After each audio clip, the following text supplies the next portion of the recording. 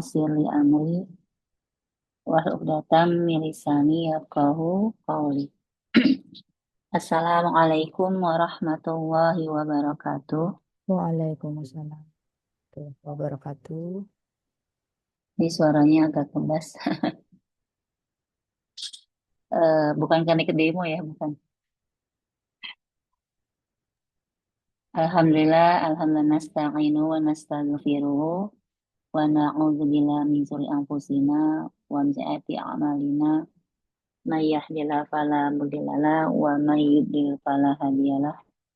Asyhadu an la ilaha illallah wahdahu la syarikalah wa asyhadu anna Muhammadan abduhu wa rasuluh. Allahumma shalli ala Muhammad wa ala ali Muhammad. Teman-teman semuanya, Masya Allah, Alhamdulillah, segala puji bagi Allah. Karena atas nikmat Allah, izin Allah, kita semua bisa berkumpul kembali di sini di halaqah online Sofia Basketball Muslimah. Semoga Allah senantiasa mudahkan saya, juga mudahkan teman-teman semua untuk bisa hadir di taman-taman surga ya. Sebagaimana kita baca di hadis-hadis Rasulullah SAW atau di perkataan para sahabat bahwa halaqah ilmu itu adalah taman-taman surga. Maka ketika engkau melihatnya, hampirlah gitu. Karena banyak utamaannya yang ada di di dalam halaqah ini, Masya Allah. Ada ketenangan ya, ada sakinah yang akan Allah turunkan buat orang-orang yang hadir di halaqah tersebut. Ada juga eh, para malaikat. Para malaikat datang gitu ya. Seperti halnya semut melihat gula. Jadi datang mengerumuni halaqah yang di dalamnya menceritakan tentang ayat-ayat Allah ya. Lalu mereka para malaikat mendoakan yang hadir itu, Masya Allah gitu. Memohonkan ampunan juga pada Allah. Sampai halaqah itu selesai. Begitu banyak keutamaan yang Allah berikan buat orang-orang yang senantiasa hadir, duduk di dalam majelis-majelis ilmu ya, di halaqah-halaqah ilmu itu. Mudah-mudahan kita termasuk orang-orang yang Allah ridhoi, yang Allah izinkan mendapatkan keutamaan tersebut. Amin ya robbal alamin. Salam salam senantiasa dicurahkan pada Nabi Muhammad SAW, Alaihi wasallam. manusia biasa yang luar biasa, teladan untuk kita semuanya, sumber inspirasi kita dalam beramal solih ya, dalam tentang kehidupan ini.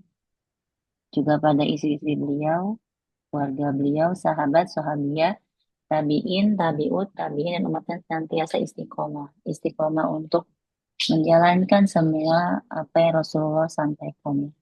Dan juga orang-orang yang istiqomah untuk meneruskan risalahnya Rasulullah SAW.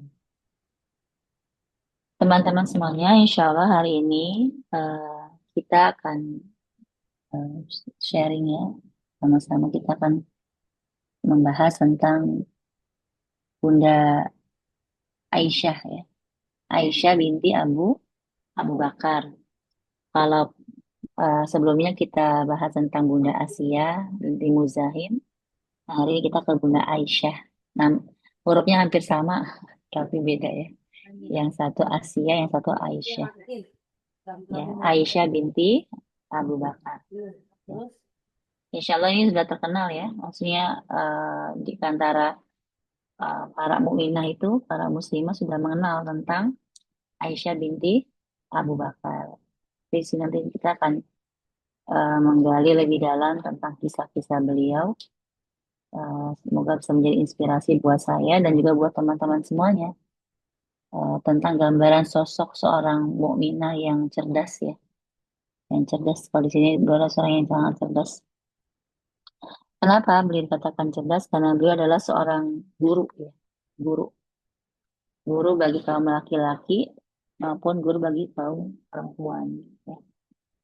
Karena beliau menjadi sumber rujukan ketika orang-orang banyak bertanya tentang ilmu, maka banyak yang datang kepada Bunda Aisyah ini, ya, Bunda Aisyah binti Abu Bakar.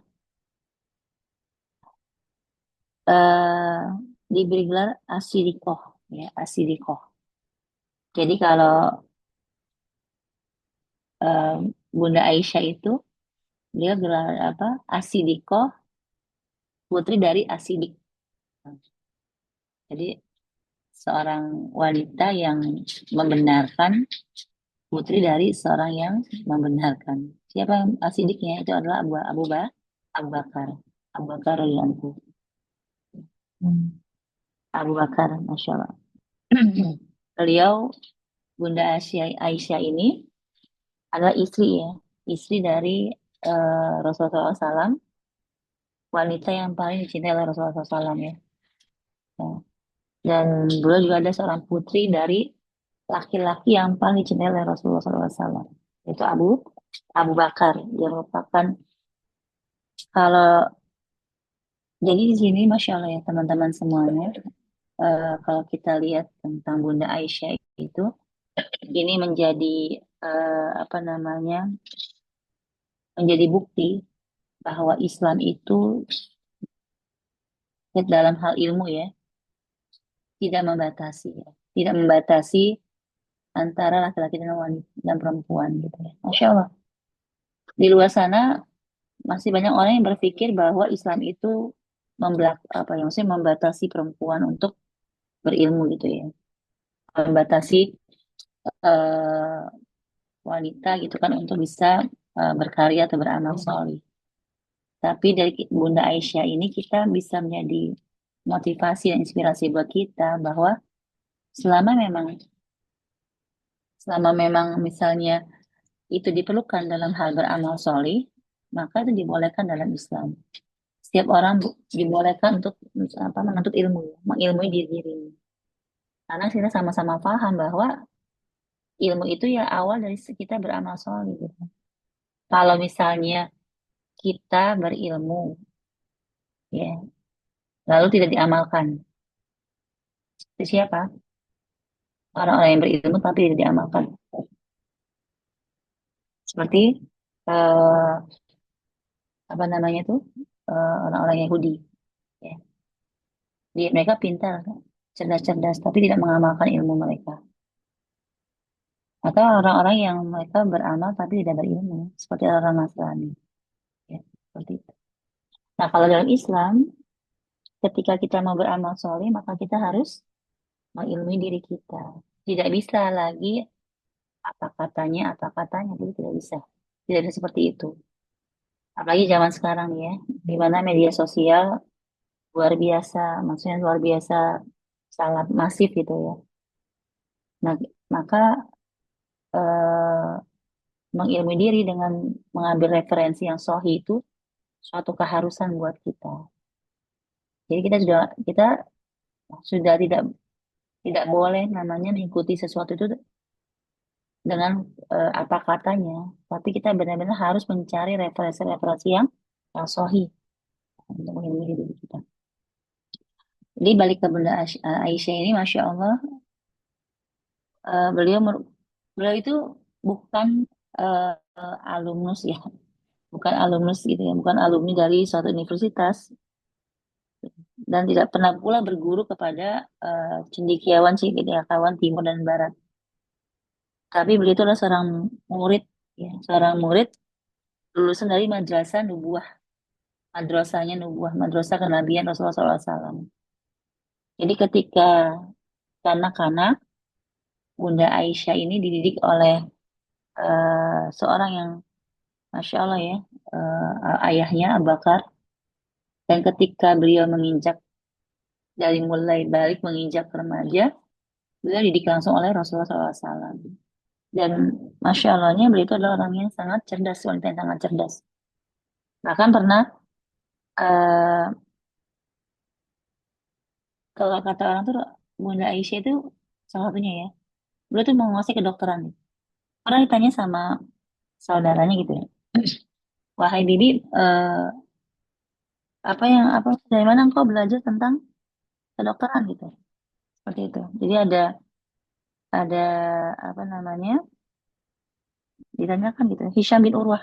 Jadi Hisham bin Urwah itu menceritakan tentang Bunda Aisyah itu bahwa apa namanya, dari mana engkau tahu tentang ilmu kedokteran? Nah, Lalu Bunda Aisyah itu menjawab, tatkala aku sakit, katanya, maka aku perhatikan gejala-gejalanya. Tatkala ada orang sakit, dia menyebutkan gejala-gejalanya, dan aku mendengar dari orang-orang yang menceritakan perihal sakitnya. Lalu aku menghafalnya. Masya Allah ya. Jadi memang tipe orang yang sangat apa perhatian dan pembelajar Bunda Aisyah itu ya. Nah ini bisa jadi inspirasi buat kita bagaimana dalam setiap kondisi beliau menjadi orang yang selalu belajar. Jadi karena beliau tuh lahir dari madrasah nubuah ya, madrasah kenabian, didikan langsung Rasulullah SAW, eh, jadi semua ilmu, semua keutamaan itu ada dalam dirinya Bunda Aisyah. Ya. Dia juga mempelajari tentang adab, ya, tentang adab. Bahkan fatwa-fatwa beliau itu dibaca dalam sekolah-sekolah agama.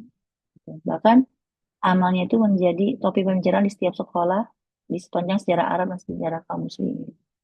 Bunda Aisyah. Yang kalau kita kenal itu di usia 18 tahun, beliau sudah bisa menghafal sampai 2000 hadis.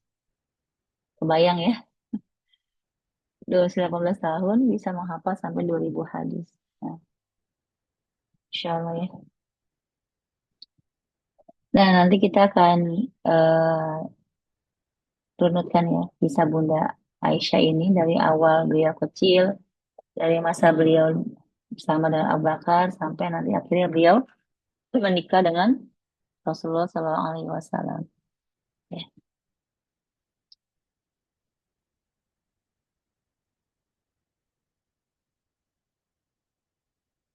Jadi Masya Allah, Rasulullah Shallallahu Alaihi Wasallam ya, pernah mengatakan, sungguh di antara orang yang paling murah hati padaku dalam hal persahabatan dan harta benda adalah Abu Bakar, kata Rasulullah. Andai aku dibolehkan mengambil kekasih, ya selain Robku, tentu aku jadikan Abu Bakar sebagai kekasih. Tetapi kebenaran Islam sudah cukup bagiku. Jadi itu Rasulullah itu sangat mencintai Abu Bakar. Ya. Dalam hal ini konteksnya mencintai dalam hal persaudaraan ya, bukan yang bukan bukan yang lain ya, bukan, bukan dalam hal mencintai sama jenis bukan, tapi dalam hal persaudaraan.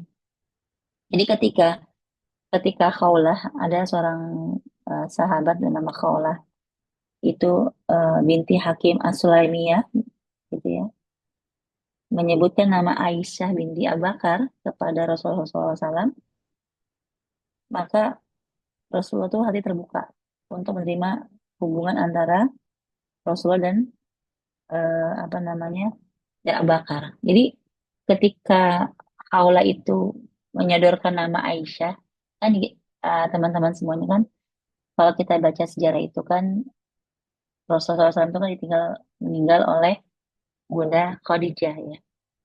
Jadi kalau meninggal Bunda Khadijah dan itu sangat buat beliau sedih.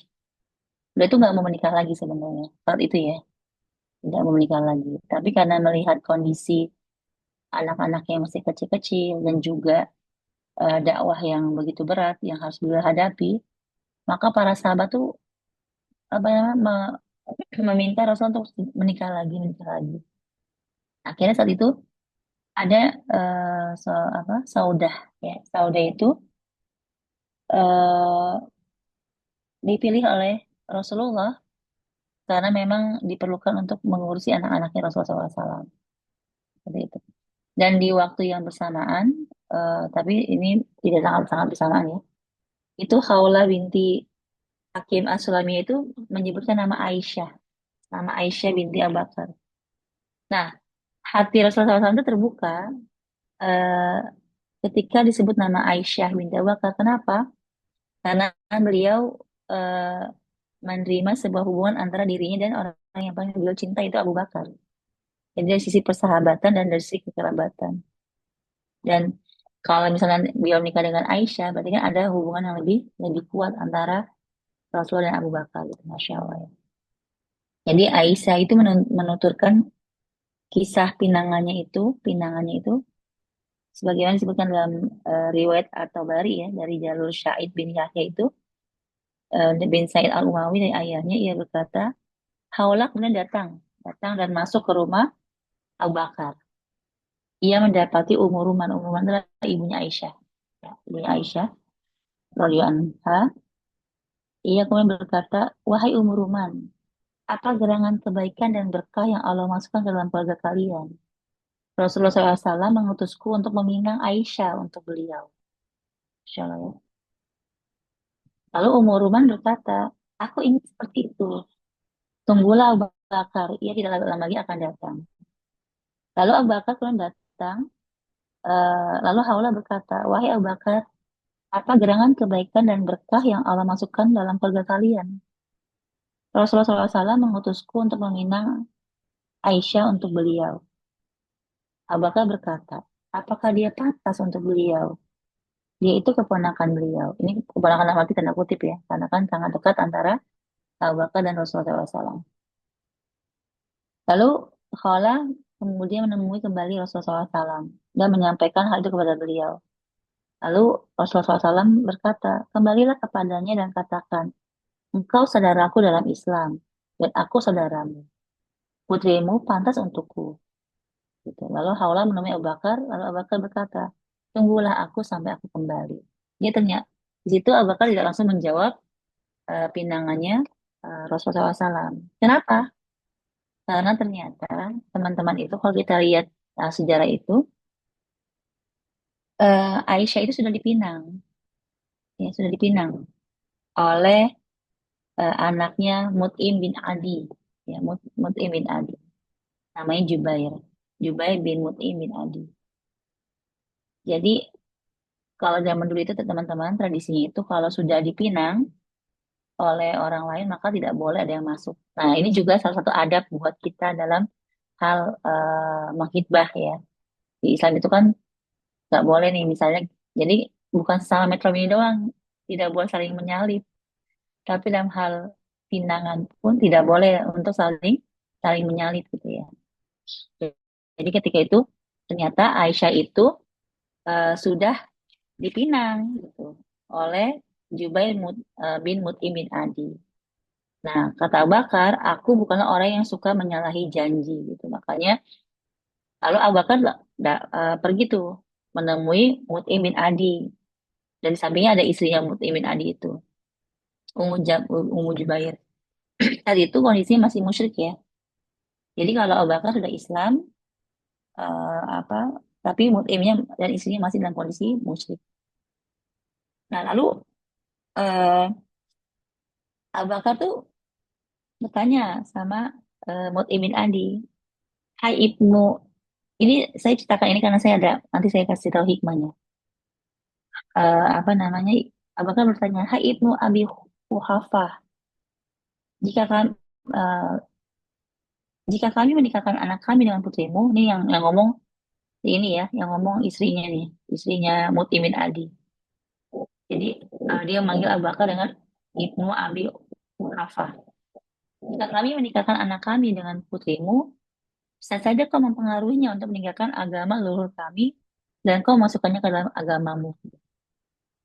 Jadi intinya tuh pihak mereka yang akhirnya eh, memutuskan hubungan itu tidak jadi pernikahan itu tidak jadi. Abu Bakar tidak membahas kata-kata istrinya Mut'im itu ya. Dia malah justru menoleh ke arah suami Mut'im bin Adi. Abu Bakar bertanya, apa yang dia katakan itu? Kalau kata Mut'im berkata itu yang dia katakan. Nah, karena sudah tahu nih teman-teman semuanya bahwa ternyata Mut'im bin Adi sudah melepaskan apa pinangannya Aisyah dengan anaknya, maka Abu Bakar merasa lega. Jadi pinangan itu terjadi teman-teman sebelum Abu Bakar masuk Islam. Jadi emang kalau dalam apa di Arab itu ada tradisi misalnya apa namanya melamar anak siapa, melamar apa dilamar oleh siapa gitu ya. Ya aku masih pada kecil-kecil, tapi itu dipegang kuat oleh mereka. Nah, akhirnya Abu Bakar tuh lega, lega kenapa? Karena Allah telah melepaskannya gitu ya dari janji yang pernah ia ucapkan. Lalu Abu Bakar pulang, lalu dia berkata kepada Khawla, panggilkan Rasulullah kemari gitu. Seperti itu. Akhirnya Allah pergi memanggil Rasulullah, lalu Rasulullah datang ke kediaman kawannya Rasulullah itu Abu Bakar, lalu Abu Bakar menikahkan beliau dengan Aisyah, ya. Menikahkan beliau dengan Aisyah, saat itu usia Aisyah adalah berusia 6 atau 7 tahun, gitu ya, menurut sejarah. Dengan maharnya perabotan rumah tangga senilai kurang lebih 50 dirham. Tapi teman-teman, di sini apa namanya? Kan Rasulullah menikahkan Aisyah di usia 6 atau 7 tahun ya. Tapi Aisyah tidak langsung dibawa ke rumah Rasulullah SAW. Jadi selama 3 tahun itu Aisyah tinggal di rumah Abu Bakar, ya, di rumah Abu Bakar. Kenapa? Karena memang selalu menunggu Aisyahnya balik dulu balik. Karena satu kan Aisyah belum balik. Jadi selama 3 tahun ya Rasulullah tidak pernah apa namanya itu menggauli ya, menggauli tahu ya teman-teman ya, hubungan suami istri gitu ya antara Abu Bakar dan antara Rasulullah dan Aisyah selama 3 tahun. Sampai nanti Aisyah sudah balik ya, sudah siap secara fisik dan secara semuanya sudah siap. Jadi itu kenapa kalau langsung dinikahi? Karena kalau nggak langsung dinikahi, nanti apa namanya eh diambil orang gitu. Kan kalau di Arab gitu ya, kalau misalnya nggak dinikahi nanti bisa langsung diambil sama orang gitu. Seperti itu. Ya. Nah, jadi disebutkan dari dalam riwayat Ibnu Abbas dalam dalam apa namanya disebutkan bahwa Rasulullah SAW meminang Aisyah melalui Abu Bakar As-Siddiq. Ya, lalu Abu Bakar berkata, wahai Rasulullah, aku sudah pernah berjanji untuk menikahkannya, atau aku sudah pernah menyebutnya kepada Mut'im bin Adi untuk anaknya Jubair. Lalu biarkan aku dulu untuk melepaskan Aisyah dari mereka. Abu Bakar kemudian melepaskan Aisyah di perjanjian pernikahan dengan juga ini tadi apa namanya hadisnya ya tentang kisah tadi yang diceritakan tentang bagaimana Abu Bakar melepaskan perjanjian nikah antara Jubair dengan Aisyah. Ya, ya. Jadi teman-teman, eh, eh, kalau zaman dulu itu suatu hal yang lumrah, suatu hal yang lumrah dan biasa. Kalau ada anak usia 6, 7 tahun dipinang atau dinikahkan itu suatu hal yang biasa. Bukan suatu hal yang aib atau misalnya kalau, karena zaman sekarang kan dipakai oleh para orientalis, ya kan untuk ya itulah menjelek-jelekan Rasulullah SAW, yang mengatakan bahwa Rasulullah menyukai apa anak kecil dan sebagainya. Padahal tidak seperti itu sejarahnya. Sejarahnya itu adalah bahwa Aisyah itu sudah dipinang lebih dulu oleh orang lain sebelum Rasulullah SAW meminangnya. Artinya apa? Artinya memang suatu hal yang biasa di saat itu menikah pada usia usia segitu gitu seperti itu. Tapi kan Rasulullah, masya Allah, beliau tidak langsung menggauli Aisyah. Dibiarkan Aisyah tumbuh dulu di rumahnya, di rumah Abu Bakar. Nah, ketika sudah siap baru dibawa oleh Rasulullah SAW ke rumahnya. Seperti itu. Jadi ini eh, apa namanya me- ini ya, maksudnya menjawab menjawab orang-orang orientalis yang itu tadi ya, karena nggak suka dengan Rasulullah SAW, akhirnya dicari celah-celah. Padahal waktu itu ketika Rasulullah menikah dengan Aisyah itu nggak ada satupun orang kafir yang mencela. Harusnya kan kalau emang sesuatu yang hal yang aib, itu kan bisa saja orang-orang kafir, orang munafik tuh meributkan hal itu gitu. Tapi ini tidak dilakukan oleh mereka karena mereka menganggap sesuatu hal yang biasa gitu ya, suatu hal yang sangat biasa. Tapi ya sekarang, zaman sekarang malah nggak tahu ceritanya seperti apa, yaitu mereka mencari-cari celah ya untuk menjelekan Rasulullah SAW ya. Nauzubillah min dzalik. Gitu. Ya. Jadi Masya Allah, Aisyah ya, beliau dikenal dengan dermawan ya, dermawan, pemberani ya, ini benar-benar Aisyah ya, saya percaya, terus pandangannya juga tepat ya, dan dia juga memiliki genetik yang baik ya, karena ayahnya juga Abu Bakar itu terkenal sebagai orang yang Masya Allah, budi pekerti itu halus ya, baik dalam bergaul, ramah, itu sifatnya Abu Bakar ya. Bahkan orang-orang para ahli sejarah itu sepakat ya bahwa Abu Bakar itu adalah orang Quraisy yang paling tahu tentang nasab Quraisy, yang paling tahu tentang kebaikan dan keburukan kaum Quraisy. Abu Bakar ini kan seorang pedagang yang berakhlak baik, masya Allah ya. Jadi banyak orang Quraisy yang datang kepada Abu Bakar karena mereka menyukai Abu Bakar karena orangnya ramah Abu Bakar itu ya. Dan masya Allahnya ketika Rasulullah SAW itu diutus menjadi nabi, Abu Bakar itu langsung gitu, langsung memilih masuk Islam dan langsung membela Rasulullah SAW dengan segala yang ia punya yang miliki. Bahkan ia pun berani mengajak orang-orang untuk masuk dalam Islam. Ada para sahabat tuh yang masuk dalam Islam tuh ya, kalau teman-teman misalnya baca itu, Utsman bin Affan itu salah satu orang yang diajak Abu Bakar untuk masuk Islam. Karena Abu Bakar tuh punya pengaruh yang sangat luar biasa dalam pergaulan. Utsman bin Affan, Zubair bin Awam, Abdurrahman bin Auf, Sa'ad bin Abi Waqqas, Talha bin Ubaidillah. Teman-teman tahu nggak ini nama-nama siapa? Ada yang tahu nggak? Utsman bin Affan, Zubair bin Awam, Abdurrahman bin Auf, Sa'ad bin Abi Waqqas, Talha bin Ubaidillah. Ini adalah sahabat yang dijamin masuk surga. 10 sahabat yang dijamin masuk surga oleh Allah itu satu, dua, tiga, empat, lima. 5 orangnya masuk Islam dari Abu Bakar. Masya Allah ya. Jadi menang sama Abu Bakar.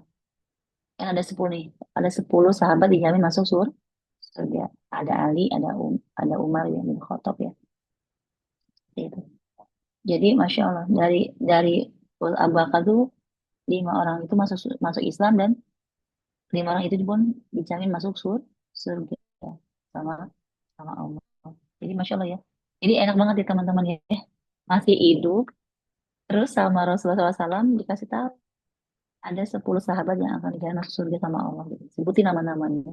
Coba kalau kita kayak gitu rasanya gimana tuh? Jackpot. Senang banget gitu. Jackpot. Iya. Ya Allah rasanya. Golden ticket Apa? VIP. Ya lumayan. Nah itu Masya Allah ya. Masya Allah. Iya bener. Maka ya Allah ya. Bahagia banget itu ya. Ya, Masya Allah.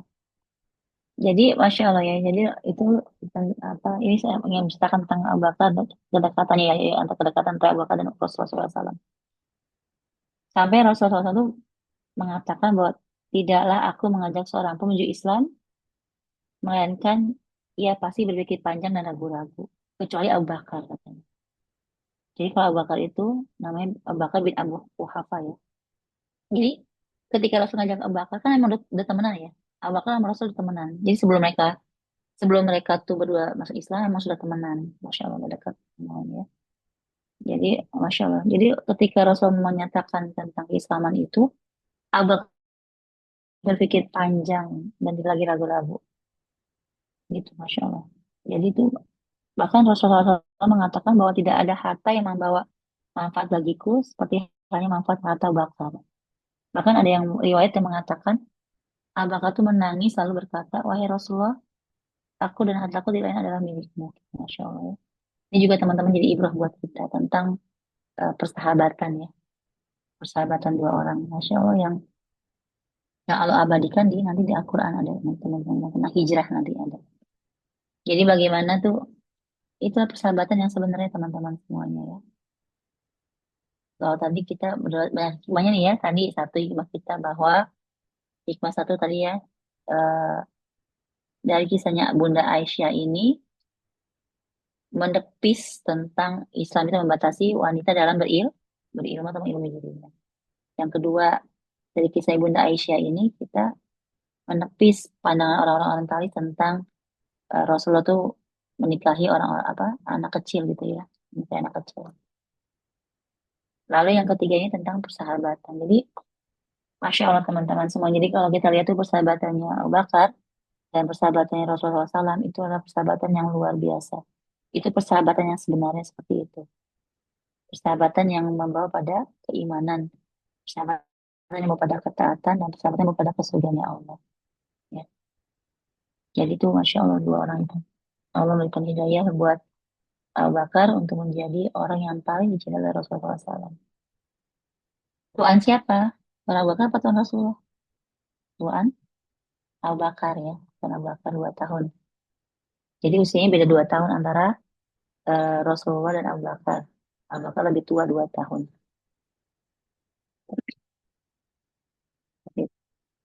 Nah, lalu kita cerita sedikit tentang ibunya Bunda Aisyah. Ya, namanya Ummu Ruman. Tadi kan kita cerita tentang Abu Bakar, tentang Ibu Aisyah. Jadi Ummu Ruman itu Ummu Ruman binti Amir Al-Kinaniyah ya. Beliau salah seorang sahabiat sahabiat yang mulia ya, sahabiah.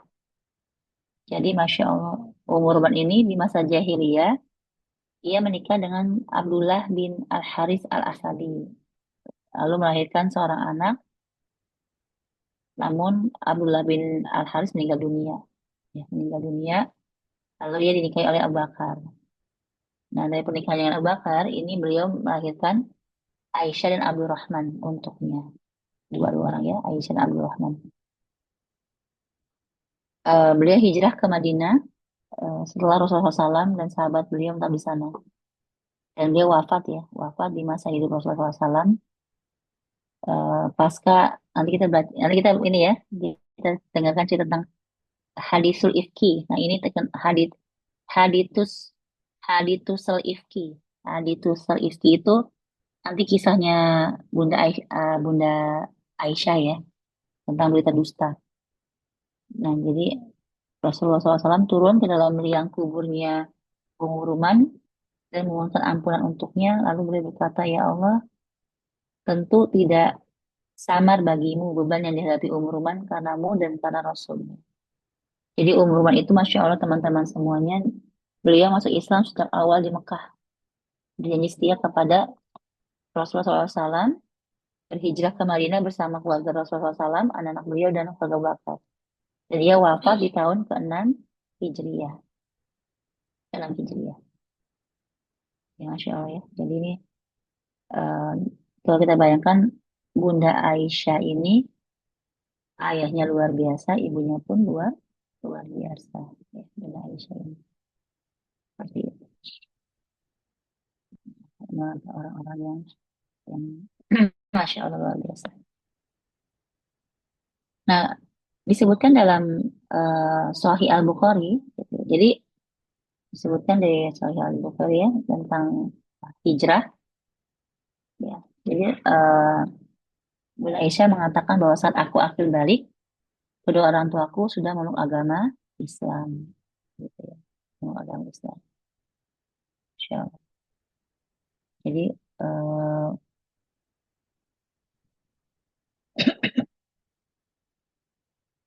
nah kita bagi lagi teman-teman.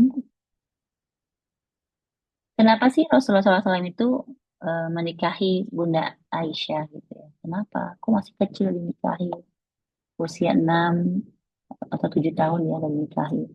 Ternyata disebutkan dalam kitab Sahihain ya dari hadis Aisyah radhiyallahu anha bahwa Rasulullah SAW itu berkata kepada Aisyah gitu, Aku diperlihatkan kepadamu dalam mimpiku sebanyak 2 kali.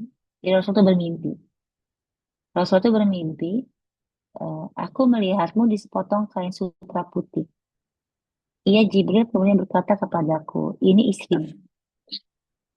Aku kemudian meminta kain itu dan rupanya kamu. Lalu aku berkata, jika ini ketentuan dari Allah, pasti ia melaksanakan. Jadi ternyata teman-teman semuanya, Rasul itu menikahi Aisyah, ibunda Aisyah itu bukan karena nafsunya, bukan. Makanya ini, makanya orang-orang apa nih menepis juga pendapat para orang-orang orientalis yang mengatakan Auzubillah min dzalik, katanya Rasul itu menyukai apa anak kecil itu loh. Ya, itu tidak. Jadi ternyata tuh Rasul itu bermimpi, Rasul itu bermimpi di dalam mimpinya itu beliau tuh melihat ada seseorang yang menggunakan apa tuh diselimuti kain sutra putih, gitu. Diselimuti kain sutra putih. Dan ketika dibuka, apa kata Jibril bilang, ini dia adalah istrimu, gitu. Dia adalah istrimu. Nah, ketika dibuka itulah Bunda Bunda Aisyah, itu Bunda Aisyah. Nah, karena hal itu makanya Rasulullah langsung apa namanya menikah dengan Bunda Aisyah itu. Maka, nah cerita ini teman-teman semuanya ini dipakai oleh Bunda Aisyah ketika beliau itu misalnya ngomong apa sedang dengan madu-madunya dengan istri-istri Rasul yang lain. Beliau tuh bangga gitu, maksudnya bangganya aku dinikahi Rasulullah karena memang Allah memerintahkan Rasulullah untuk menikahiku gitu. Jadi menjadi satu kebanggaan buat Bunda Aisyah gitu ketika beliau apa dengan istri-istri Rasul yang lainnya. Seperti itu ya. Jadi itu alasan kenapa Rasulullah SAW itu menikahi Bunda Aisyah. Ya,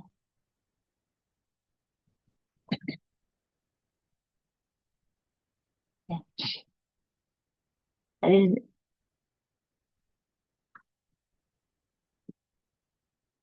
ya, akhirnya tadi teman-teman semuanya eh, tadi sampaikan bahwa dari mulai beliau usianya 6 tahun sampai usia apa namanya 9 tahun itu Bunda Aisyah tetap di rumah Abu Bakar dan Ummu Ruman. Ya.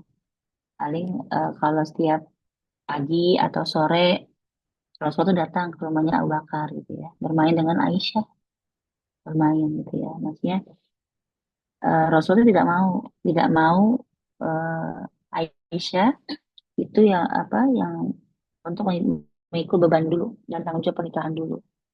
Itu alasannya kenapa Rasul tidak langsung membawa Aisyah ke rumahnya gitu karena memang Rasul lihat Aisyah belum balik saat itu ya. Jadi beliau membiarkan Aisyah tetap berada di rumah ayahnya bermain-main bersama kawan-kawannya gitu. Tapi statusnya sebagai istri Rasulullah SAW. Terus itu. Jadi kalau misalnya Rasulullah lagi lewat dari apa lewat rumahnya Bunda apa Abu Bakar gitu ya, lewat Abu Bakar itu Aisyah tuh langsung langsung ini langsung apa namanya itu mendatangi gitu. Mereka bermain gitu. Rasulullah dengan Bunda Aisyah itu bermain gitu. Seperti itu ya. Ya, sampai akhirnya tiba. Jadi itu berlangsung selama 2 sampai 3 tahun. Jadi setiap hari Rasulullah mendatangi rumah Abu Bakar ya untuk bermain dengan Bunda Aisyah. Nah, nah, sampai sampai tibalah pada suatu hari itu teman-teman semuanya ketika eh, apa ujian penindasan kaum kafir itu ya mencapai puncaknya hingga kaum muslim itu harus pergi meninggalkan Makkah. Jadi perintah perintah hijrah itu datang kepada Rasulullah SAW. Dia datang gitu ya, datang kepada apa Rasulullah SAW bahwa Rasulullah harus hijrah gitu. Seperti itu. Nah nah Rasulullah kan kalau datang tuh kalau nggak pagi sore nih ke rumahnya Abu Bakar. Tapi pada hari itu beliau datang ke rumah Abu Bakar dalam siang hari di waktu siang hari. Gitu. Nah Aisyah tuh merasa ini kayak ada dia seperti mendengar suara langkah kaki gitu. Kenal oh ini suaminya nih gitu. Apa ini adalah Rasulullah SAW. Nah Aisyah segera menghampiri pintu lalu membukanya sambil menyambut kedatangan Rasulullah. Nah ketika Abu Bakar melihat Rasul datang di waktu yang tidak biasanya, tuh Abu Bakar langsung bangun kan, lalu berkata, Rasulullah tidaklah datang di saat seperti ini, melainkan pasti karena hal yang telah terjadi. Nah, akhirnya Rasul masuk ke rumah Abu Bakar, lalu eh, Rasul bertanya pada Abu Bakar, ada siapa di rumah ini? Hanya ada Aisyah dan Asma gitu kan. Akhirnya Rasul nanya, Abu Bakar nanya, ada apa gitu. Nah, Rasulullah SAW mengatakan, ini saya ngebayangin nih, ngebayangin ketika Rasul itu datang ke rumah Abu Bakar, ke rumah teman, ke rumah saudara apa, saudara seimannya, ke rumah sahabatnya itu bilang, aku sudah diizinkan untuk pergi dan berhijrah oleh Allah. Ya. Lalu Abu Bakar berkata, izinkanlah aku mendampingimu, wahai Rasulullah. Izinkanlah aku mendampingimu, wahai Rasulullah. Jadi Abu Bakar tuh meminta dirinya untuk mendampingi Rasulullah SAW. sebenarnya Rasul tuh sudah apa? Sebenarnya Abu Bakar tuh sudah sering minta untuk mendampingi Rasulullah untuk berhijrah, tapi Rasul bilang sabar dulu karena Allah belum memerintahkan untuk berhijrah. Nah, pas waktunya ini, masya Allah, akhirnya keduanya apa namanya memulai mengatur strategi untuk berhijrah. Karena hijrah yang dilakukan Rasul ini bukanlah hijrah yang sangat mudah teman-teman semuanya. Karena pertaruhannya adalah nyawa, gitu. Jadi orang-orang kafir Quraisy itu tidak membiarkan Rasul itu hijrah dengan ya itu santai gitu nggak ada. Oh, teman-teman baca sejarah tentang hijrahnya Rasulullah SAW itu pertarungannya adalah pertarungan antara iblis dan malaikat. Kenapa? Karena eh, para pemuka-pemuka kafir Quraisy itu yang dipimpin oleh Abu Jahal itu mereka tuh rapat em, membicarakan ini bagaimana nih kalau nanti misalnya ternyata Muhammad hijrah gitu misal seperti itu ya. Bagaimana nih gitu. Itu sampai mereka apa kita biarkan ada yang mengatakan biarkan saja gitu karena kan berarti dia sudah keluar dari Mekah berarti kan udah aman nih Mekahnya gitu kan tidak ada lagi pengaruh-pengaruh ajaran dari Muhammad tapi ya, orang seperti Abu Jahal nggak rela dia bilang ya jangan dibiarkan dia hidup gitu padahal kalau kita pikir-pikir ya teman-teman ya kan kalau dia pergi kan udah ya selesai ya urusan ya tapi mereka tidak seperti itu mereka mengharapkan jangan dibiarkan nanti kalau misalnya Muhammad itu misalnya dia lolos, nanti Islam akan semakin banyak berkembang gitu. Sampai akhirnya datang seorang laki-laki sudah tua, ya, datang dalam majlisnya mereka itu. Terus dia menyatakan pendapatnya. Eh, jadi teman dari saat itu kan lagi pada bingung tuh ya, lagi bingung. Gimana cara kita ngebunuh Muhammad gitu? Karena kalau kita ngebunuh Muhammad, nanti Bani Hashim gak akan tinggal diam untuk balas dendam dengan kita gitu. Lalu datang sama laki-laki tua, teman-teman ikut nimbrung di situ. Dia mengatakan bagaimana kalau misalnya kita ini aja, maksudnya kita pilih pemuda-pemuda dari semua bani gitu untuk mengepung Muhammad. Nanti kalau misalnya Muhammadnya terbunuh kan udah ketahuan siapa yang membunuh dari bani mana katanya. Nanti kan Bani Hashim bingung untuk balas kepada siapa. Teman-teman tahu nggak itu siapa yang ngomong seperti itu? Itu adalah iblis. Iblis yang dia datang menyerupai manusia ikut terlibat dalam hal apa nama itu mengatur strategi bagaimana membunuh Rasulullah SAW. Seperti itu. Akhirnya Abu Jahal nggak ngaku kata iblis ya, nggak ngaku kata iblis ya. Akhirnya Abu Jahal tuh menyepakati itu dan semuanya juga sepakat dengan hal itu. Nah, tapi ternyata teman-teman, malaikat Jibril juga tidak tinggal diam. Ya, jadi Allah memerintahkan malaikat Jibril untuk mendatangi Rasulullah SAW dan menceritakan semua strategi eh, Abu Jahal dan teman-temannya itu. Dan disitulah akhirnya Rasul bersrategi bersama Abu Bakar. Bagaimana kalau teman-teman lihat kisahnya itu, Masya Allah ya, apa namanya itu, terharu deh pokoknya kalau teman-teman itu yang bagaimana Abu Bakar dan Rasulullah SAW itu di gua ya, di dalam gua, lalu Rasulullah tidur di kepalanya tuh di kakinya, di pahanya Abu Bakar gitu ya. Dia ngantuk. Abu Bakar tuh digigit sama apa, digigit sama binatang gitu ya. Beliau itu menahan sakit karena tidak mau membangunkan Rasulullah SAW. Tapi akhirnya Rasulullah terbangun kan, lalu melihat Abu Bakar sedang meringis gitu kan. Rasul bertanya, ya Abu Bakar kenapa tidak kau bangunkan aku gitu. Kata Abu Bakar, karena aku tidak mungkin membangunkan engkau gitu. Jadi itu akhirnya seperti itu ya. Sampai ada apa namanya itu diabadikan surat At-Taubah tentang la tahzan innallaha ma'ana gitu ya. Janganlah engkau bersedih, sesungguhnya Allah bersama kita. Itu Masya Allah teman-teman, itu kisahnya Abu Bakar dan Rasulullah ketika di dalam gua, ketika keduanya sedang hijrah dari Mekah ke Madinah. Masya Allah. Lalu bagaimana dengan Bunda Aisyah? Ya, Bunda Aisyah belum berangkat ya, belum berangkat kan ya.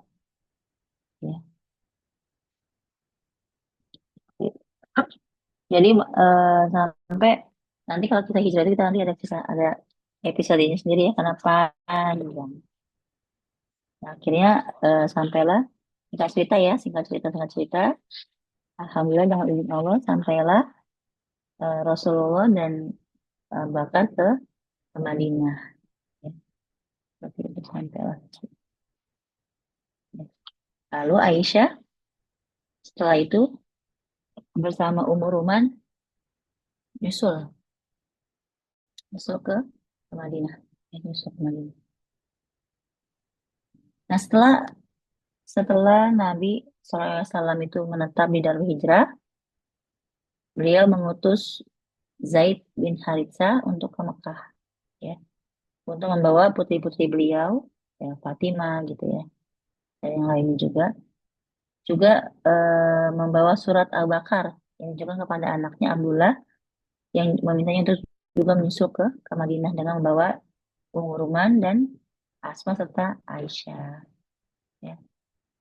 Jadi akhirnya semuanya berangkatlah apa namanya ke Madinah, menyusul Rasul dan Abu Bakar. Begitu.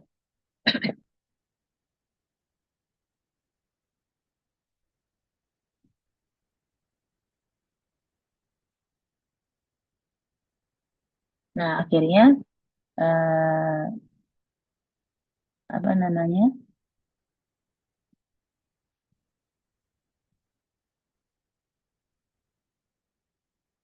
di situ setelah itu kan Rasulullah SAW menuju ke kediaman Abu Bakar ya bersama beberapa kaum laki dan kaum wanita dan di sini Aisyah menentukan tanggal pernikahannya. Jadi Rasulullah SAW datang ke kediaman kami, lalu beberapa kaum lelaki dan perempuan Ansor berkumpul di dekat beliau. Hal itu aku bermain ayunan di antara dua pohon kurma. Masya Allah ya, karena emang Aisyah masih kecil ya. Tapi sudah balik ya, sudah balik. Ibuku tiba-tiba datang dan menghampiriku dan menurunkan aku. Setelah itu ibuku meluruskan rambutku dan mengusap wajahku dengan air, lalu membawaku pergi sampai tiba di pintu rumah. Setelah itu ibu membawaku masuk menemui Rasulullah SAW yang tengah duduk di atas kasur di rumah kami. Kan belum ada perintah hijab. Lalu ibuku kemudian mendudukkan aku di pangkuan Rasulullah SAW. Lalu ibuku berkata, mereka itu adalah keluargamu. Nah, jadi ini disitulah Abu Bakar dan Umar Ruman mulai menyerahkan Aisyah kepada Rasulullah SAW. Karena usianya karena beliau juga sudah balik ya, sudah balik dan kalau kata Umar Ruman, semoga Allah memberkahi mereka untukmu dan memberkahimu untuk mereka. Gitu. Akhirnya Bunda Aisyah dibawa oleh Rasulullah SAW ke rumahnya, ya, ke rumahnya. Kata Aisyah, saat itu aku berusia 9 tahun. Gitu, seperti itu. Ya, jadi silakan teman-teman eh, mulailah kehidupan sederhana Bunda Aisyah menemani kehidupan Rasulullah SAW. Tapi kita terus nanti ya, karena udah jam 20.40 ya. Jadi insya Allah untuk malam ini sampai situ dulu ceritanya. Nanti insya Allah 2 pekan lagi kita mulai apa em, kita diskusikan tentang kehidupannya Bunda Aisyah dan Rasulullah SAW dalam rumah tangganya. Dalam, insya Allah itu dulu. Semoga tadi beberapa hikmah yang kita sudah disampaikan bisa menjadi inspirasi ya buat kita semuanya. Juga menjadi eh, pandangan yang lurus ya eh, diri kita terhadap Rasulullah SAW dan Bunda Bunda Aisyah juga Abu Bakar. Saya kembalikan dulu ke Mbak Yuli, silakan.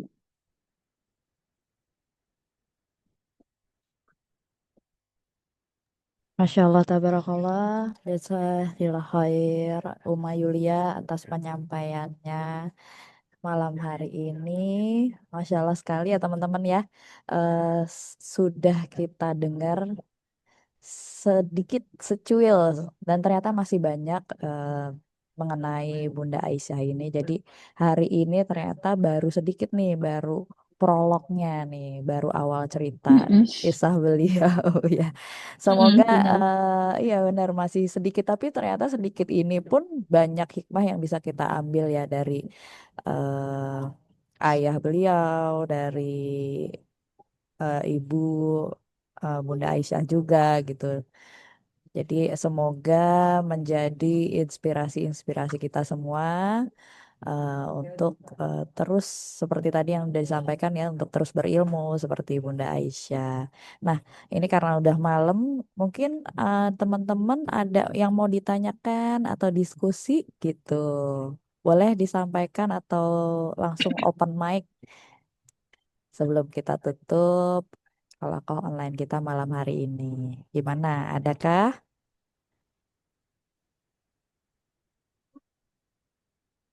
Setidaknya malam ini kita sudah mendapatkan cerita yang tepat ya. Ya, tidak simpang siur lagi antara Bunda Aisyah dan Rasulullah SAW gitu. Karena memang di luar sana itu banyak para oriental itu yang nggak suka gitu ya. Oke, banyak yang apa ya, itu memfitnah ya, memfitnah Rasulullah SAW gitu. Akan apa dari sudut pernikahan beliau dengan Bunda Aisyah itu. Kemudian tadi karena kita sudah lihat apa namanya riwayat-riwayatnya juga, eh, hadis-hadisnya juga, mudah-mudahan jadi pencerahan nih buat saya pribadi, buat saya pribadi dan mudah-mudahan juga buat teman-teman semua nih. Ini loh, sebenarnya kita sebenarnya seperti ini, gitu. Agar kita tuh bisa minimal buat diri kita itu tidak terbawa oleh apa yang mereka ucapkan itu ya. Walau alam bisa. Benar-benar. Jadi semoga dengan kita terus belajar, terus mengilmui diri, terus mencari tahu nih ya cerita Sohih nih tentang Sahabiah. Nah seperti hari ini kita membahas tentang Bunda Aisyah. Jadi jangan lagi nih kita kemakan gosip ya Uma ya, Mm-mm, gosip yang tidak betul. benar gitu. Jadi semoga dengan kita hadir malam ini kita lebih mengenal mengenai Bunda Aisyah, tentang kisah beliau, tentang kisah bagaimana beliau mulai dilamar di usia belia gitu. Jangan lagi kita ada eh bertanya-tanya kok gitu bahwa beliau ini dilamar di usia muda gitu. Nah, nanti untuk pekan berikutnya, 2 pekan kembali ya, 2 pekan lagi kita akan membahas seperti yang sudah disampaikan, kita akan membahas tentang kisah Bunda Aisyah dengan Rasulullah mengenai kehidupan rumah tangganya dan semoga Hmm. kita bisa mengambil hikmah-hikmah di dalamnya. Jadi ini malam ini Mm-mm. nggak ada pertanyaan teman-teman. Kalau misalkan, oh ya Mbak Diah, silahkan Mbak Diah. Boleh perkenalan dari mana dan disampaikan pertanyaannya. Silahkan Mbak Diah open mic. Ya, makasih. Jazakillah, Kak Yul. Afwan. Assalamualaikum Waalaikum. warahmatullahi wabarakatuh. Waalaikumsalam. Waalaikumsalam warahmatullahi wabarakatuh. Ya, dari Bekasi. Dia, Masya Allah. Silakan Kak. Kalau saya tuh menyoroti yang sahabat Rasulullah yang dijanjikan surga sih ya. Cerita sedikit tentang gabungnya di basket ini, Ustazah. Ya memang goalsnya ini adalah sehat jasmani, goalsnya masuk surga bareng-bareng gitu ya kan. Amin. Amin, amin, ya Jadi Rabbal Alamin. pertama kali juga kenal, wah keren nih gitu kan, Masya Allah. tilawah Insya dulu di Allah. lapangan gitu kan, Amin. tilawah dulu di lapangan itu akhirnya yang nyaman gitu karena memang bisa jadi insya Allah ya ini circle-nya goals-nya ke jannah bareng-bareng gitu. Amin, Cuman amin. Amin. eh, Amin. terkadang gini Ustazah, kadang nggak hanya di circle ini aja gitu, terkadang circle yang udah ditarbiyah pun suka canggung ketika kita mengingatkan tentang kebaikan gitu kan. Padahal kita sama-sama belajar nih, kita sama-sama kolako juga. Itu gimana caranya supaya kita mengingatkan tapi juga tidak menyinggung dan sama-sama lah kita coba berusaha untuk berbuat baik gitu saja. Kadang suka canggung aja gitu saja. Jangan kayak gini kan kita sama-sama paham gitu sebenarnya. Cuman berat untuk mengungkapkan kata-katanya gitu saja.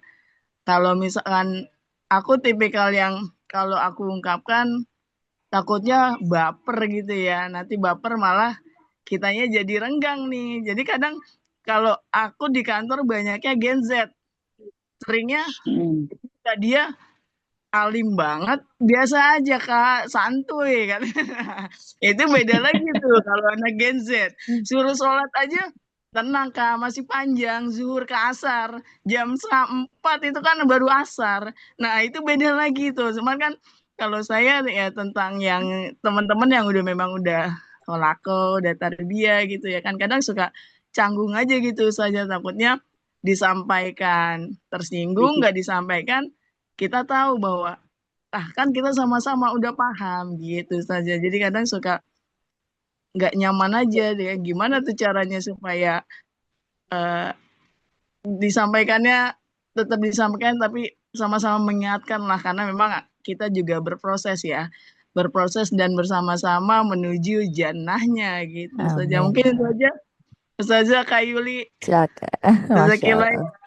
Wayaki Kak dia, Masya Allah Bang. Assalamualaikum. Waalaikumsalam warahmatullahi wabarakatuh. Waalaikumsalam. Ya gimana Uma nih jadinya nih. Sama nih saya sepertinya problematikanya bukan cuma sama Kak dia sih. Semua yang ada di sini. Kita memiliki problematika yang sama sepertinya Uma. Jadi gimana Uma saran-sarannya nih? Iya, Masya Allah ya.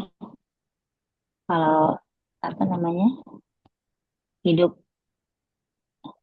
bersama-sama ya, berjamaah itu bersabar dalam jamaah itu lebih lebih baik dibandingkan kita hidup sendirian tanpa masalah. Karena memang sunatullahnya ya kalau kita berjamaah banyak kepala, banyak orang ya berarti banyak maunya dan banyak bedanya gitu ya. Tapi dengan kita banyak bersabar, itu lebih baik dibandingkan kita meninggalkan jamaah itu. Contohnya Sofia gitu ya. Karena kan Sofia kan juga organisasi apa namanya jamaah ya, orang-orangnya banyak. Lalu gimana eh, kita misalnya ada beda-beda pendapat atau misalnya mau menasehati yang nggak bikin mereka tersinggung gitu. Sebenarnya kalau semuanya kita ini nggak boleh kita nggak boleh berandai-andai ya, nggak boleh berandai-andai. Hanya teringat ada apa ulama itu mengatakan bahwa salah satu ya ini ulama ya salah satu keuntungan memiliki apa namanya sahabat itu ya salah satu keuntungan memiliki sahabat yang soleh itu salah satunya nih ya yaitu adalah sahabat yang selalu menasihati ketika kita salah. Gitu. Ini dulu nih mindsetnya harusnya mindset seperti itu dulu. Jadi selain keuntungan-keuntungan yang lain, yang salah satu keuntungan kita memiliki sahabat yang solih adalah sahabat yang menasehati kita ketika kita salah. Artinya inilah sahabat yang sesungguhnya seperti ini, bukan bukan hanya sahabat yang saat bersenang-senang aja datang atau sahabat yang hanya memuji karena basa-basi gitu ya. Aneh itu. Jadi kalau sahabat yang sebenarnya itu adalah sahabat yang ketika kita salah, maka dia menasihati kita. Kenapa? Karena dia sayang sama kita. Ya. Bahkan ada ungkapan Arab ya. Ungkapan Arab itu mengatakan bahwa sodikoka man sodakoka laman sodakoka. Sahabat sejatimu itu adalah yang senantiasa jujur. Ya, jujur. Jadi kalau kita salah kita diingatkan, bukan yang senantiasa membenarkan kita. Jadi karena biar temennya seneng gitu ya, biar sahabatnya seneng, jadi dia membiarkan sahabatnya tetap dalam kesalahannya gitu, bukan yang seperti itu. Bahkan dalam Islam itu, ini kenapa dalam Islam itu, kan itu kan watawasobil hak, watawasobil sabar itu kan, saling menasehati dalam hal kebenaran dan saling menasehati dalam kesabaran. Itu kalau dibingkai dalam suatu frame yang ukhuwah itu kan indah banget ya, indah. Cuma terkadang kan pemahaman orang kan nggak semuanya ke situ, ya nggak? Pemahaman orang itu kan ya itu karena mereka belum paham, akhirnya mereka menganggap bahwa ketika ada orang yang menasehati dibilangnya apa mencampuri urusan orang lain gitu seperti itu. So alim gitu, Ustazah. Ya, soalim katanya seperti itu benar.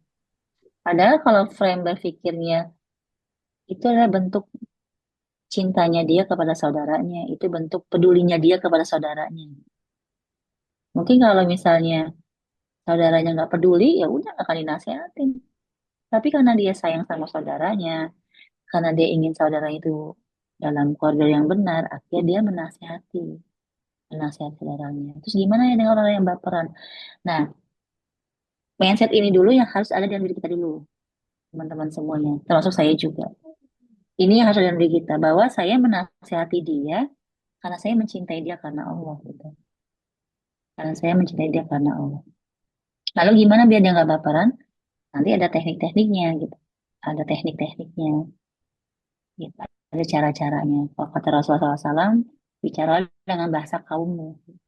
Artinya kita harus tahu nih teman kita ini sukanya bagaimana nih dinasehatinya. Misalnya apa to the point atau misalnya eh, apa dikasih apa kata-kata yang indah gitu misalnya dikasih kata-kata yang indah gitu misalnya atau misalnya apa nih nah itu yang kita cari tahu teman-teman semuanya jangan sampai niat kita yang baik itu untuk ingin menasehati dia malah jadi satu hal yang salah karena caranya yang tidak tepat.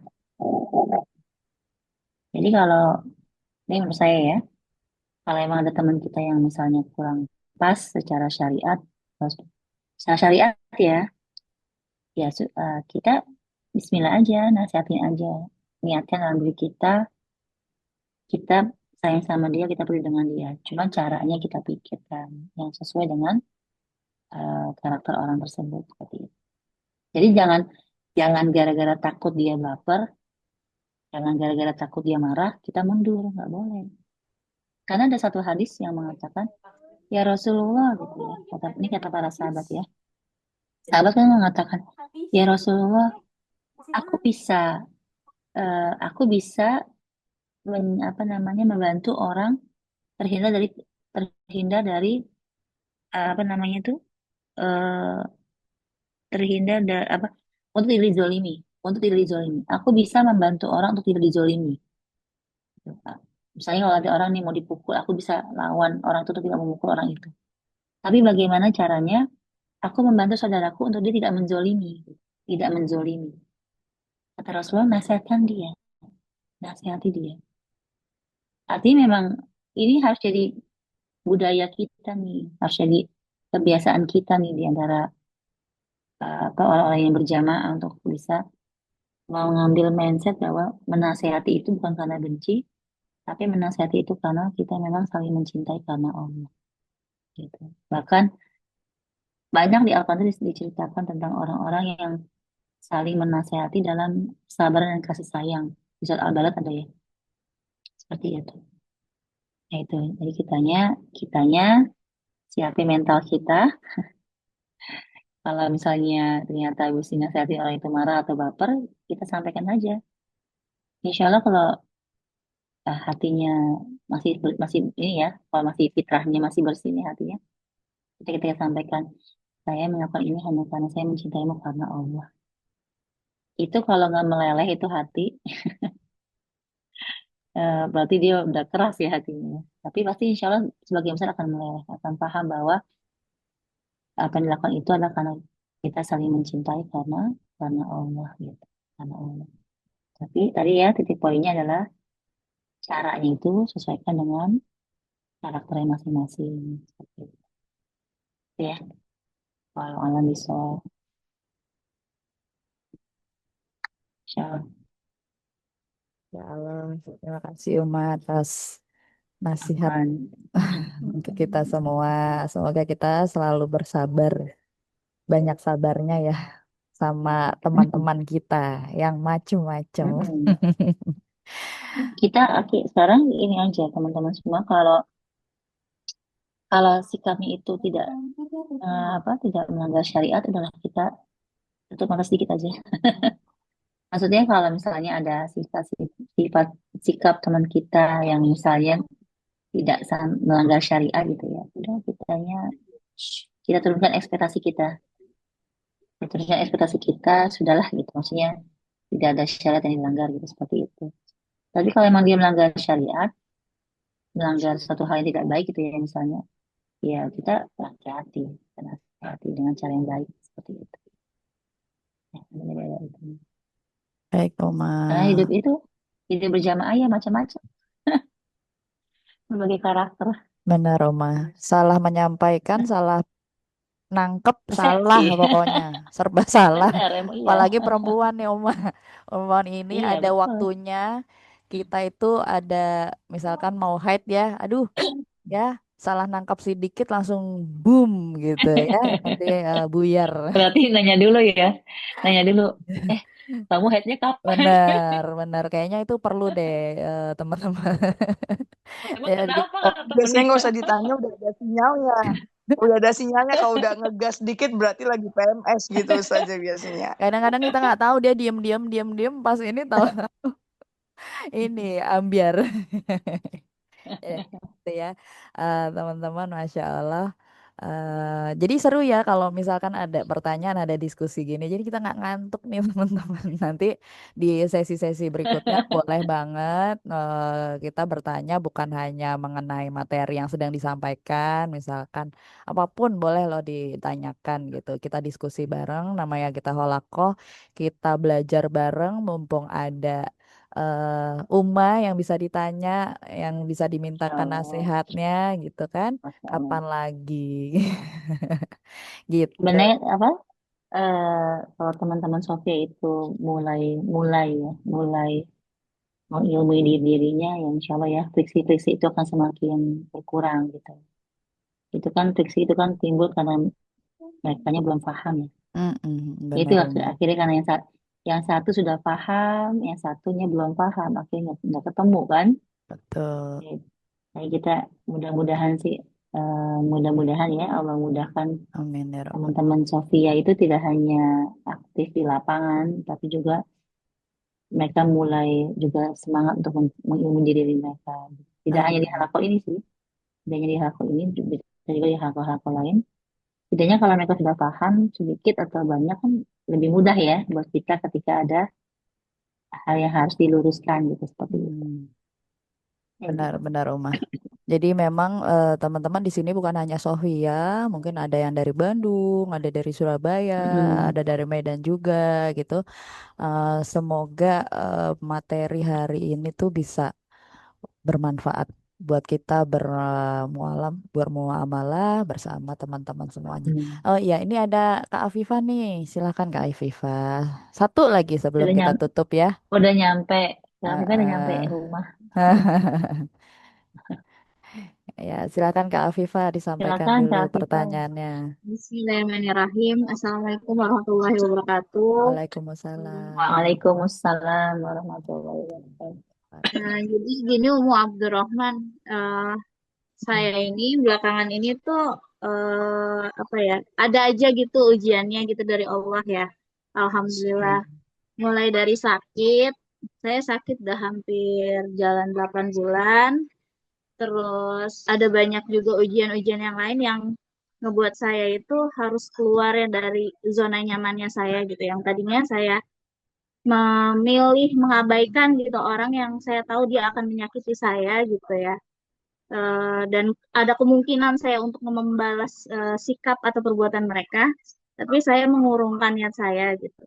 Atas izin Allah, setiap apa yang mereka lakukan, ya contohnya kayak gini, Umar.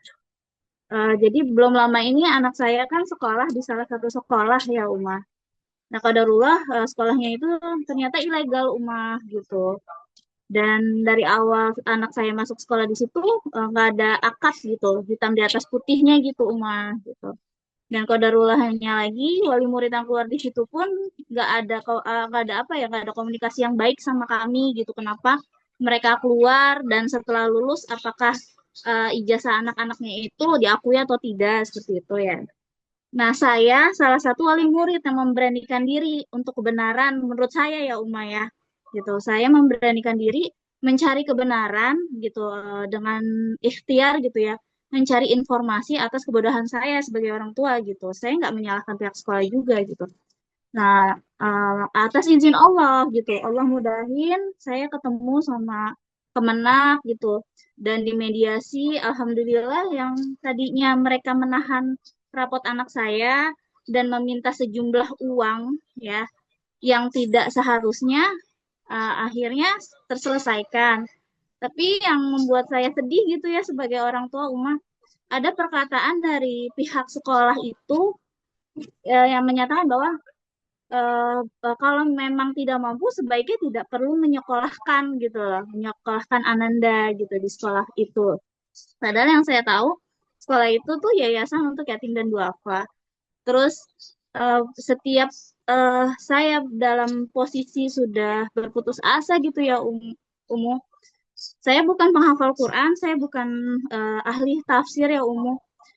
Tapi saya nggak tahu kenapa gitu setiap di titik terendah saya, setiap diuji oleh keadaan kan Allah menguji dengan apa yang kita sayang ya Umu ya dari yang paling kita cintai paling dekat dengan kita gitu.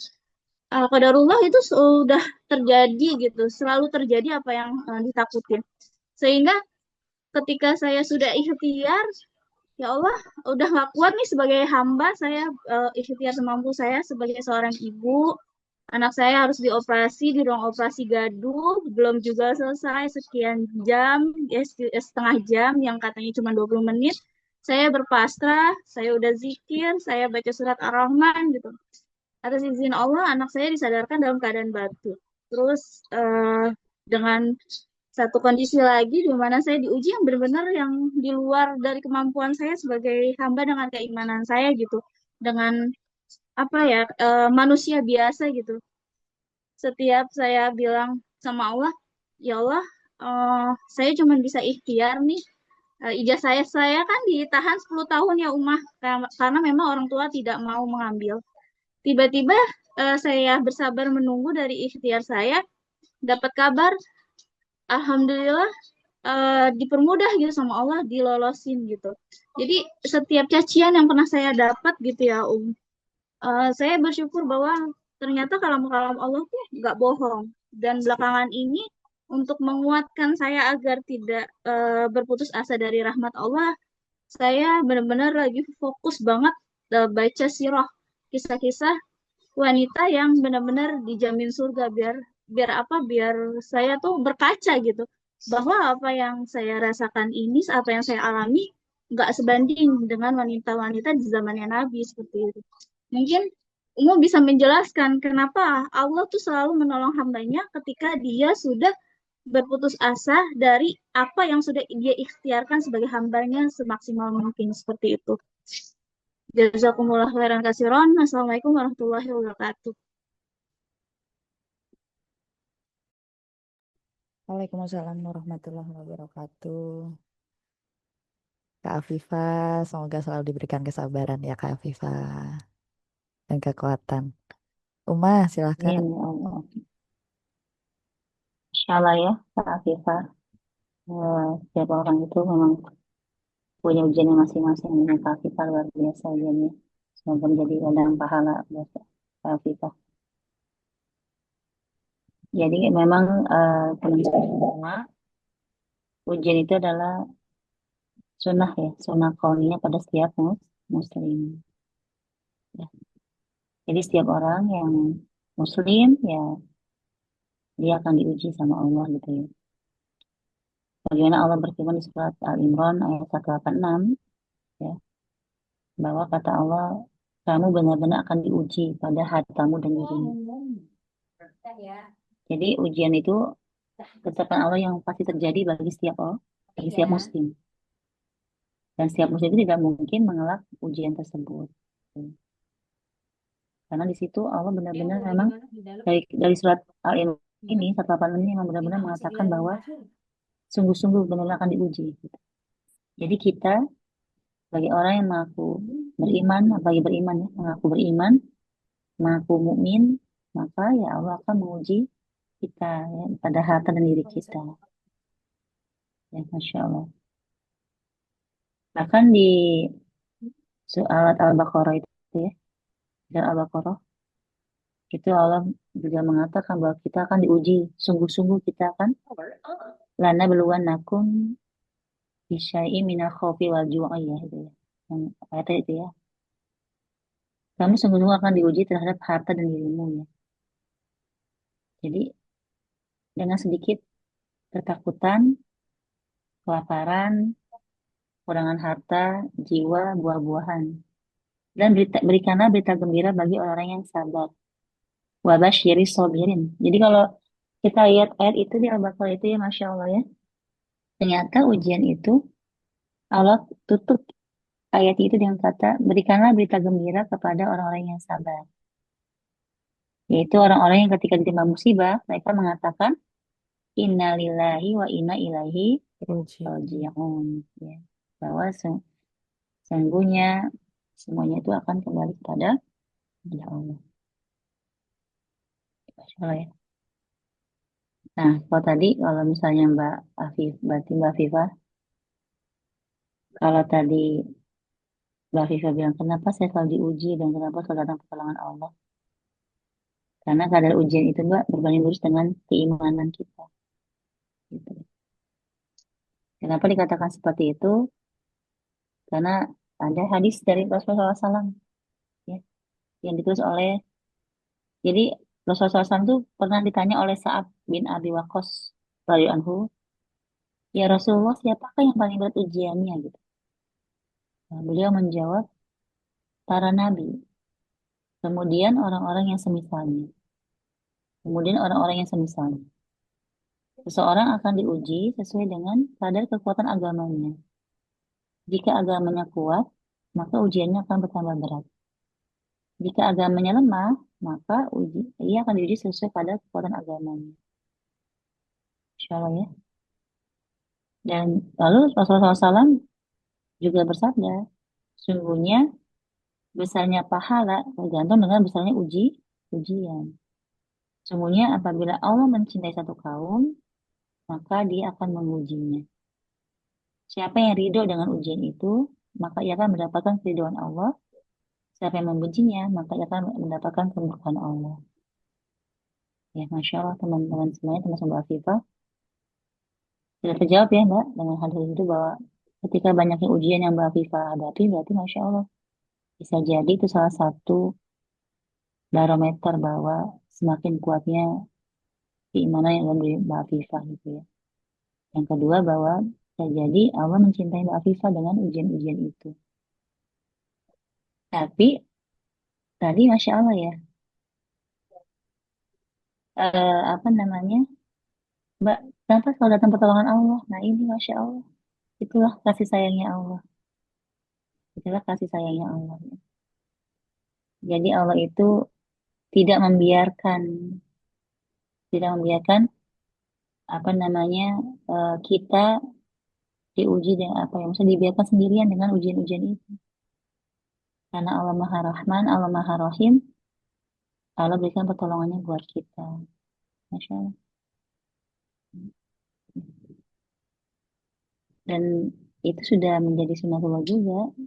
Awal setiap kesulitan itu pasti nanti akan Allah tolong, gitu, akan Allah bantu. Hanya kita cuma diminta sabar aja sebenarnya. Sebenarnya teman-teman semuanya, ketika ujian itu datang, Allah itu hanya minta kita bersabar, bersabar. Nanti Allah yang akan menyelesaikan itu. Jadi, dan tahu nggak kenapa satu lagi teman-teman rahasia kenapa Allah menguji kita? Karena sebagaimana Rasulullah SAW itu bersabda, ujian itu akan menimpa seseorang hamba sampai Allah membiarkannya berjalan di atas bumi dengan tidak memiliki dosa. Artinya apa? Artinya ketika Allah menguji seorang hamba, salah satu alasannya adalah karena Allah ingin menghilangkan dosa-dosa kita. Nanti kan Masya Allah ya, anak saya ini luar biasa nih kalau apa namanya mengingat hal ini semuanya. Nanti kita Bismillah gitu ya, ketika tapi jangan jangan pernah minta diuji ya, nggak boleh, nggak boleh ya, kita nggak boleh minta diuji ya, nggak boleh kita ya Allah uji saya dong gitu, atau ya Allah saya kasih saya sakit yang berat gitu. Atau ya Allah kasih, jangan, nggak boleh, kita nggak boleh minta diuji sama Allah, malah kita harus berdoa sama Allah apa, Robbana, yang di Al-Baqarah 286, Robbana la tu'akhidna in nasina aw akhtana, Robbana wa tahmil alaina isran kama hamalta ala alladziina min qablina, Robbana wala ahmil alaina, Rabbana wa tuhammilna ma la taqata lana bi wa'fu anna waghfir lana warhamna. Jadi kita nggak boleh. Jadi malah kita berdoa sama Allah, ya Allah, berikanlah ujian itu sesuai dengan sanggupan kita. Jangan engkau ujikan aku di luar kesanggupanku. Di Al-Baqarah 286 ya. Gitu. Walaupun begitu banyaknya keutamaan dalam hal ujian, tapi kita nggak boleh pernah meminta diuji sama Allah. Kecuali sesuai dengan kesanggupan kita. Kalau sampai selalu ada pertolongan, karena memang sudah sunatullah ya, Allah akan menolong orang-orang yang beriman. Tapi insya Allah. Makanya tuh kalau surat di surat Al-Insyirah itu, setiap kesulitan akan ada kemudahan. Di setiap kesulitan akan ada kemudahan. Jadi kalau kalau kata tafsirnya itu, satu kesulitan, dua kemudahan. Cuma kadang-kadang kita, masuk saya, kita nggak sabar ketika Allah kasih kita ujian. Kasih sakit ya misalnya. Saya suka nanya, ya Allah ini kapan sembuhnya? Ya Allah kapan sembuhnya? Padahal sakitnya baru tadi pagi. Tadi pagi baru dikasih sakit sama Allah nih. Saya nih katanya ya. Tadi pagi baru dikasih sakit sama Allah. Nanti siang udah ngomong, ya Allah ini kapan sembuhnya sih? Kapan sembuhnya sih? Sudah tidak sabar. Padahal itu apa? Pada Allah menyuruh kita untuk banyak bersabar dalam ujian itu. Pasti pertolongan Allah akan datang. Walau alam bisawab. Makasih Uma. Jadi Sabar. semangat terus ya teman-teman ya. Jangan lupa terus bersabar. Eh, inilah gunanya teman-teman Solihah kita berkumpul bersama. Biar sabarnya banyak yang ngebantuin nih, sabar ya, ngingetin. Benar. Jadi kalau kita circle kita nggak sabaran nih, yang ada kita rungsing. Tapi kalau circle kita teman-teman yang apa sudah mengilmui diri, insya Allah selalu mengingatkan kita dalam kesabaran dan kebaikan. Jadi jangan bosen, terus bersabar di dalam circle-circle baik kita, bukan hanya di Sofia, mungkin ada di Bandung, di Surabaya. Kita jaga terus sahabat-sahabat kita ingatkan terus dalam kebaikan. Gitu ya, Uma ya paling ya dan teman-teman semuanya. Insya Allah. Mau tanya dong, Siapa nih? Siapa nih? izin. Ayo Li, Reina. Kak Reina. Boleh singkat aja ya Kak Reina. Ya, sikat. Aku tanya. Kan anak itu ujian. Apakah kita boleh berdoa minta anak? Gitu. Boleh. Kan tadi saya Boleh. kuatnya kan kita nggak boleh minta ujian tuh. Tapi kalau kita berdoa supaya Ya, minta anak gimana tuh? Kembali. iya. Kalau anak itu kan tidak semuanya ujian. Benar. Ya, tidak semua anak itu ujian buat kita. Tapi ada anak-anak yang memang Allah hadirkan untuk dijadikan ujian buat kita. Nah, kita kan ketika minta anak itu kan kayak bilang gini, ya Allah berikanlah aku anak sebagai ujian untukku, kan nggak begitu doanya. Doanya kan, ya Allah berikanlah aku seorang anak yang solih, ya kan? Yang menyenangkan hati kedua orang tuanya. Yang kayak gitu kan? Apa di surat Al-Furqan Doa itu, Nabi. Ya, ya. doa Nabi Surat Ibrahim. Al-Furqan, ya. Kalau Nabi Ibrahim kan, ya Allah, Robi Habli Minas Solihin ya. Ya Allah, jadikanlah ia anak yang solih. Kalau surat Al-Furqan kan, Robbana Hablana min azwa jina wajdatina qurrata ayun waj'alna lil imama. Jadi kalau mintanya kan, ya Allah berikanlah kami anak yang solih, atau ya Allah berikanlah kami anak yang qurrata ayun, ya. Seperti itu yang menyenangkan hati orang Benar. tuanya. Itu dibolehkan. Yang nggak boleh itu kalau doanya, ya Allah berikanlah aku anak sebagai ujian untuk diriku, ya jangan. Jangan seperti itu. Kalau akhirnya nanti Allah takdirkan anak itu menjadi ujian buat kita, ya itu karena memang bukan karena doa kita, tapi memang karena memang Allah melihat kita mampu, Allah kasih ujian itu seperti itu. Itu ya, kalau Allah bisa benar. Masya Ya, Allah. makasih. Yuk kita Wah, eh, tutup ya. Nanti kalau ada ya insya pertanyaan-pertanyaan, Allah. teman-teman boleh di di WhatsApp grup, atau kalau misalkan Kak pengen japri Uma, boleh nggak sih? Boleh nggak Uma? Boleh ya, silakan.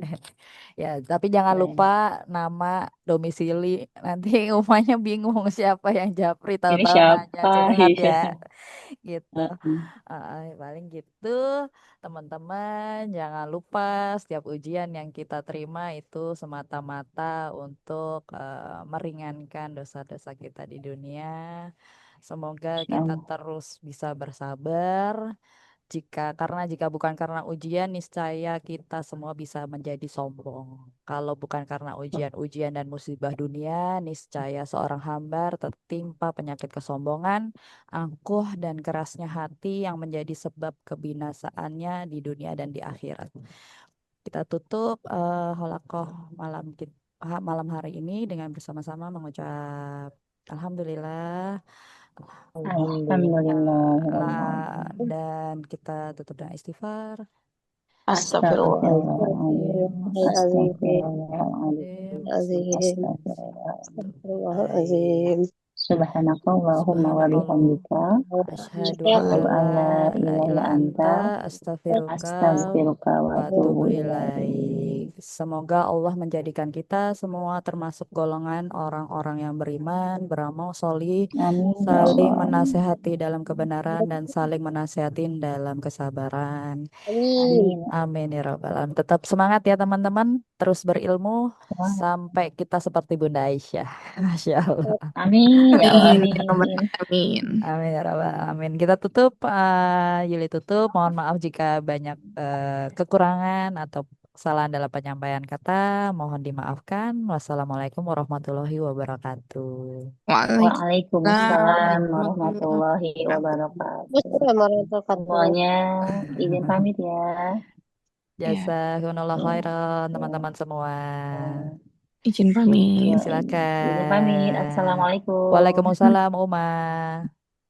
Yuli Pamit tutup. juga Kak Yul. Dadah Kak Dia, Kak Wiwi terima kasih, Bye. Kak Seni, Kak Desi, Kak Friski, Kak Iya, Santi, Kak. Kak Umroh, Kak Bulan, Pamit Kak Kak Yuli. Afifa, Kak Eli. Masya Allah sampai malam nih. Semangat terus ya teman-teman ya. Sampai ketemu Malam-malam. kembali 2 minggu lagi. Insya Allah. Insya Allah.